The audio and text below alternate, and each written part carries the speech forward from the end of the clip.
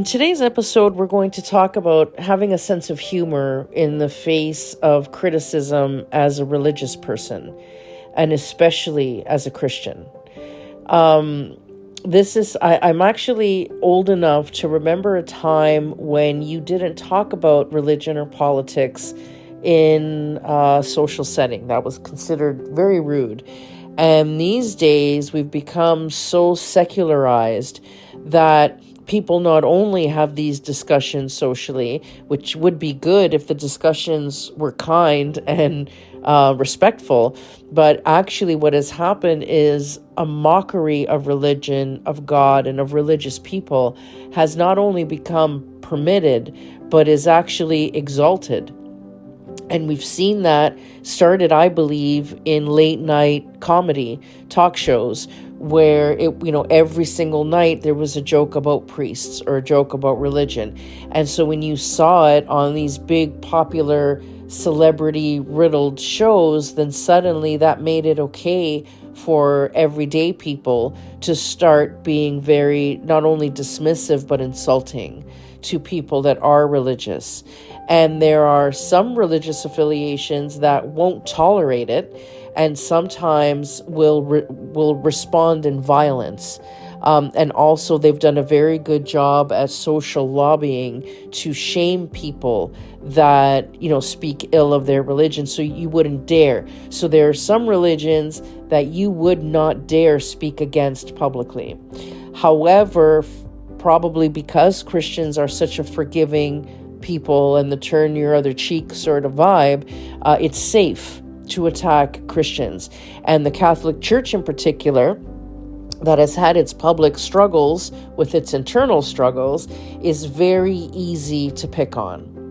And so Catholics in particular, because some of us still struggle with those internal struggles ourselves, right? And so we feel guilty and there's a lot of shame there. We almost have taken the stance of, well, I have to take a few knocks on the chin for the church because of, we're still living down certain scandals. So you feel like you have to be tolerant, and you do, of the criticism because some of it has been well earned. The mockery, however, of your everyday Catholic that has done nothing wrong, that is only trying to, get through life like everybody else, that's the part that I find sad. And it was something that was made very evident to me long before I returned to the church. Even while I had been astray, I had a friend that was incredibly devout. And I noticed that in social situations, which were very secular, and situations where you weren't discussing religion, watching a sports game at a party where there's a lot of drinking, that sort of thing, inevitably by the end of the night, there would be at least one joke made that was pejorative to either God or religion or religious people, or Catholicism specifically.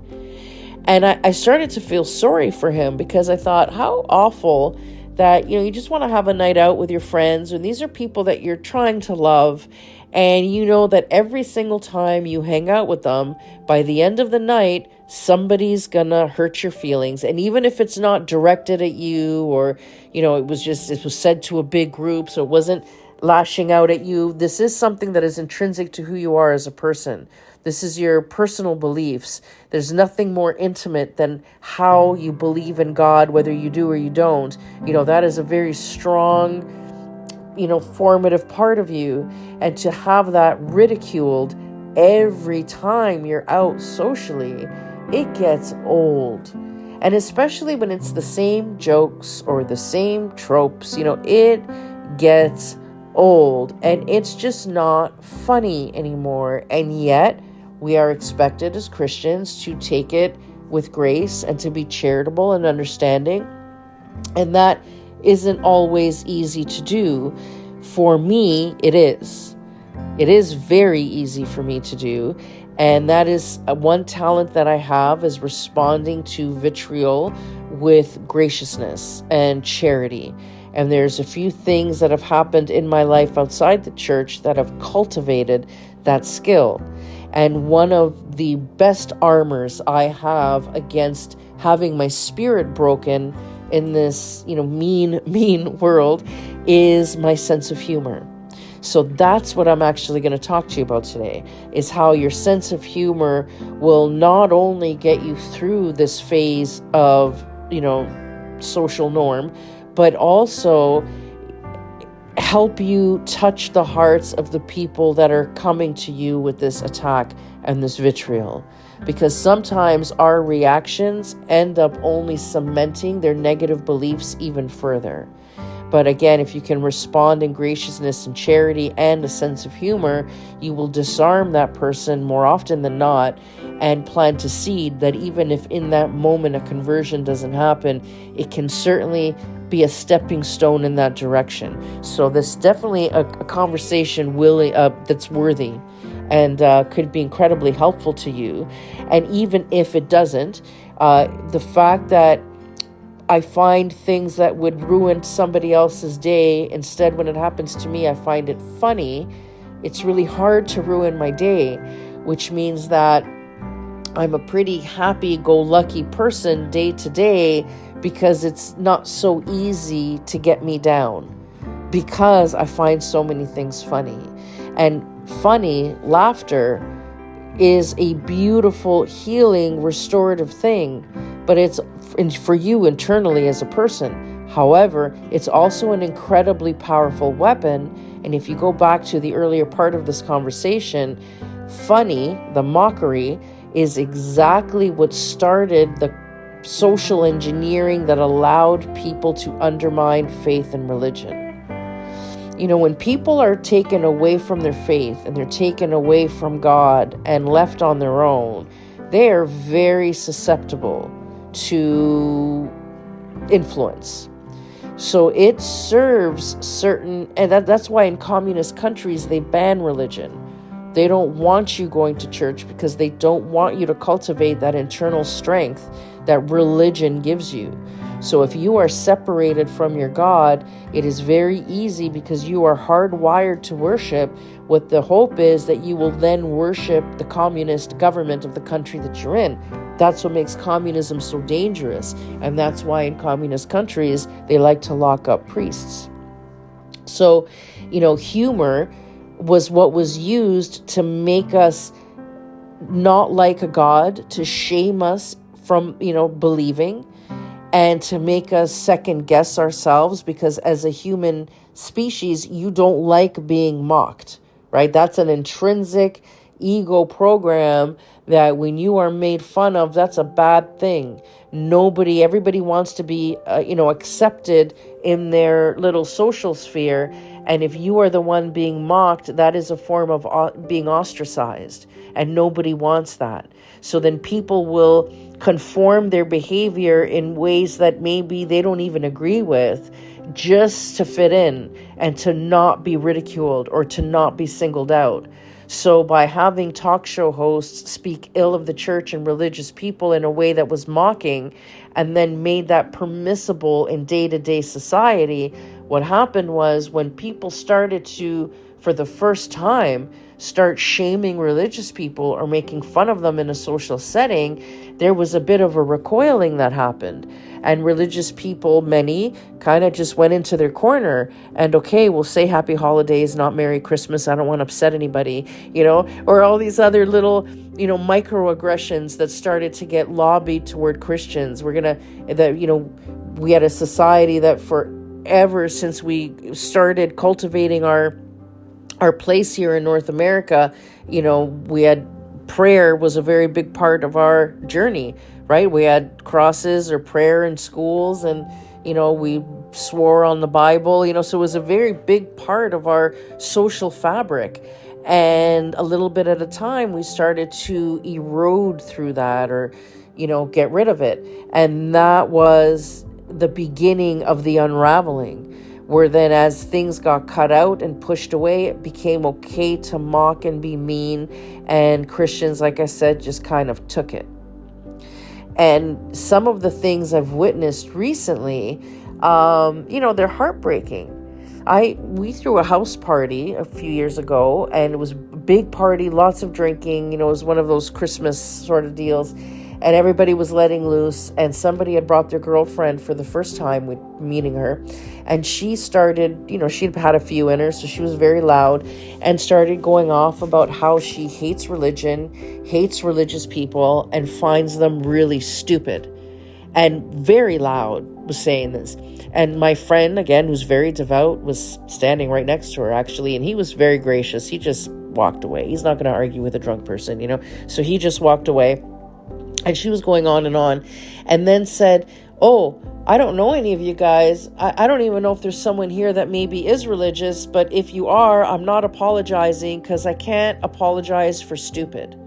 So she was that ghastly, and what was off-putting to me wasn't just that, but how many people found that funny, and not laughing uncomfortable, but laughing, and agreed with her, and then cheered her on. So imagine how small my religious friend must have felt in that time. And for whatever reason, that's okay in these, I found that awful. And that hurt me. I was hurt by that, not for me, but just at how rude we've become as a society, where we feel entitled to disrespect people's intimate beliefs. That to me is awful. And that going on and experiencing that over and over could really break your spirit. Now, politics, because I work in politics, so I'm a political communications strategist by trade. And in politics, it doesn't matter how right a policy you have is, the opposition and all of their supporters will hate it just because you said it. So you could have the cure. This applies for all parties. You could have the cure for cancer. The opposing party will find a reason why that's a bad thing. And so half the population will hate whatever you did, even if it's a good thing. And so when you know that going in politics, when the blowback inevitably comes, or the criticism inevitably comes, you are so desensitized to it. You've already actually prepared your comebacks to the things people haven't even said yet, So we're so used to thinking, how's the opposition going to tear this apart? And what's the, reframing we're going to use to get past this, whatever. When they criticize us for this, we're going to say that, blah, blah. So we're so used to thinking in those terms, and we're so used to dealing with a blowback and dealing with that opposition, that we are completely desensitized to it. And even when it descends into personal attack, we are desensitized. So, it's the faux rage. I am aghast that you said this, that's a faux rage, right? Usually we are so bludgeoned from criticism and abuse and attacks in the world of politics, you don't even feel it when it happens. And sometimes you'll start to find it funny. I was on the phone with a client last night, and we were going through his social media, and as we were together looking on his social media, somebody put in a comment, and the comment said, I used to work for you, you're a weirdo. And he read it with me at the time, and we both started laughing hysterically. Now, many people, if someone were to comment about you and say you're a weirdo, I am, you'd second guess yourself, you'd feel embarrassed, you'd be hurt, how dare you, we were both hysterical over, I'm laughing now over it. So you start to find the blowback funny after a while, because you've been through it so many times. So when the Catholicism criticism starts to come at me, I apply that same resilience to it, where I can actually find it amusing. I was in a business meeting not long ago where the people in the meeting didn't know that I was a devout Catholic, and we're working on a trade delegation trip, and we were talking about cultural exchange opportunities, and I brought up faith group, that maybe would want to do some cultural exchanges between faith groups. And I mentioned, because we have a Catholic church in town that has huge historical significance, and the place that we were doing this trip with, has a big cathedral and that they're very proud of, I thought, okay, great, let's ask the Catholics if they want to do some kind of reciprocal faith exchange. And I was shot down very abruptly for that idea, But not just that they thought it was a bad idea, it's because they had a huge disdain for Catholics. And it was very evident. Like, this wasn't a diplomatic, I don't want to deal with it. It was like this person had a visceral reaction to the word Catholic, was physically grossed out at the thought of having any affiliation with anything Catholic. And it was almost vicious, like the way it came from her. But in my mind, when I looked in that moment, I thought, that's not just someone who's not religious. Like, she had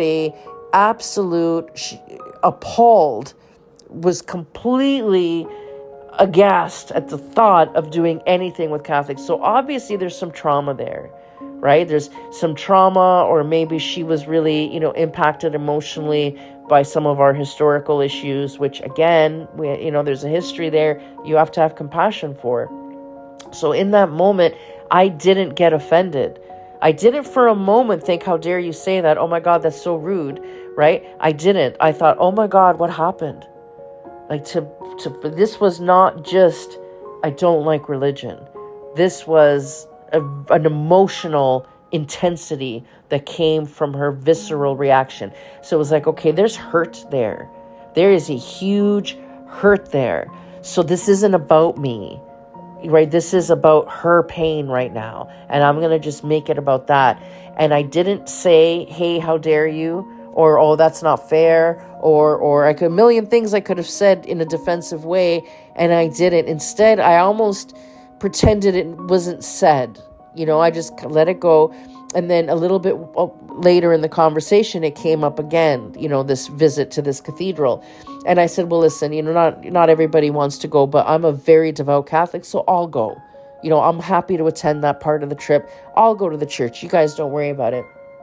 And it was almost like you don't like chicken, so I'll eat the chicken. You can have the steak. Like, it was that casual. And when I said I'm a devout Catholic, it wasn't like, by the way, I'm a devout Catholic. Like, no, that would not have, touched her in any way. So instead, it was like as if that part of the conversation had never happened. I'm a devout Catholic. I'm happy to go. So you know what? You guys go have fun. I'll go. I'll go to the church. I'll do the church thing. So it came out with that kind of vibe.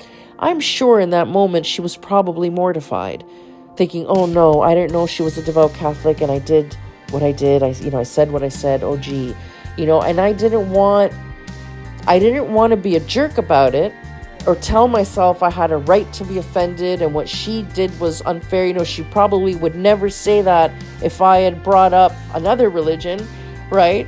She wouldn't have said, she would have maybe politely declined, but she wouldn't have been as, expressive, let's say, about it. And I thought, and I'm someone who's actually sincerely trying to help her with this thing. So it was like, maybe the fact that I was gracious and charitable will touch her and say, wow, I say Catholics are all awful, but me, this one isn't. And if she isn't, and she was so gracious, she could have been defensive, she could have been offended and made a big deal, and instead she just let it go and is still helping me and was kind. Wow, maybe I should rethink my prejudice there. Maybe I should think about that a little bit. And I'm hoping, that's what happened. And even some people can be gracious and charitable, but then that moment will sit with them and ruin their day, right? So this, when you start calling everybody, do you know what so-and-so said to me? Oh my God, no, I said it was for me, it was a funny thing, because when she said it, I internally, my first thing, my sponsoring thought beyond, oh my God, what happened to you? This is so sad. Because really anything that pulls you away from God is a tragedy. It's not something to get offended or mad at. It's a tragedy. And I've been there. So I really, really feel when somebody has lost their faith. I remember what it was like to feel that. So I have a huge empathy for that. But in that moment, I started to find it funny because I thought, oh, she doesn't know how devout I am. If it should come out later, she's going to cringe. She's going to feel awful. And I found that funny because how many times have I put my foot in my mouth in my life with my mouth? a lot, right? So I know what that feels like. So I wanted to give her some of the grace that I've been given over the years when I said something stupid. So, so I'm hoping that she feels that there was only love there. And my only concern is whatever the hurt was that makes her feel that way about us. That's my only care. I don't care that she says bad things or that she tried to hurt my feelings. I care about her pain. So because I'm approaching it as I care about your pain and not what you think of me and how my ego might react to that, and also that I found it funny that it was a foot in the mouth moment, it didn't wreck my day. And it's actually probably the funniest part of my day and the highlight of my day. And your life is better when you can find things that other people find annoying and you find funny. Your life is better off for it. You will enjoy life way more than if you walked around the world serious and angry all the time. And as a religious person, knowing that we live in a secular world that mocks religion, mocks God, and that it's socially not only acceptable, but celebrated to be insulting to people of faith, you better have a sense of humor or you're going to be miserable a lot of the time. A lot of the time. So I guess the message today is to cultivate that charity and that graciousness. Because if you get defensive right away, you won't be able to touch the heart of the person talking to you. You won't even be able to have the conversation. I approached somebody I know recently that is of faith, and I had a question that came from my job in politics, right? There was a bit of a moral quandary I was wrestling with. And so I brought it up for debate with my friend, and my friend got so upset that this was even up for discussion that we couldn't have the discussion that possibly could have reframed me to believe what they believe, right? So because they couldn't have that conversation with me, they couldn't change my mind. And then what it turned out was I actually got theological counseling from a priest on the issue because I wanted to get this right. What the priest counseled me was completely opposite than what my friend thought the right thing was to do. So even sometimes when we think we're right theologically, maybe we're not. So when you can approach a conversation with, I might be wrong, let's think through this, let's debate it out together, right, is very different than you're wrong for thinking that, don't even think that, I can't even have this conversation, it's so bad. Discussion is how we heal things, right? Having conversations are how we open the wounds and we clean them out and we reframe our perspectives. We look from different perspectives. And if you're so, over catechized, is there such a thing? I don't think so, because actually I find the catechism quite simplifying. It simplifies things a lot. It's one thing that's written in the introduction that's great is that the catechism lights your path. I know on the day-to-day basis. I love that. And that's exactly true. However, when we become so blinded or so, I don't know, I don't even know, structured in our thinking, then we can't have open conversation. And if you want to learn how to do that a little bit better, a great person to watch is Bishop Barron. Bishop Barron does 2-hour podcasts with people from all walks of life. And it's not always, it's usually religious discussion, but it's not always with religious people. And some of the best discussions I've heard him is discussing with people outside of his faith. And lovely discussions. And so, for example, when you hear Bishop Barron with like Ben Shapiro, let's say, and they're comparing notes between Catholicism and Judaism, it's not in a manner of trying to convert him, right? It's like, this is who you are and this is where you're at, and let's compare notes. That's the vibe. It's not like, let's have a debate to see who's more right about God or who loves God more or who's right and who's wrong in their faith. No, not even a little bit. It was a comparing notes. And with Bishop Barron, it's what do we have in common? It's not where are we separate. It's what do we have in common? And he's so reasonable, even when within the church, even within us, we can't get along half the time.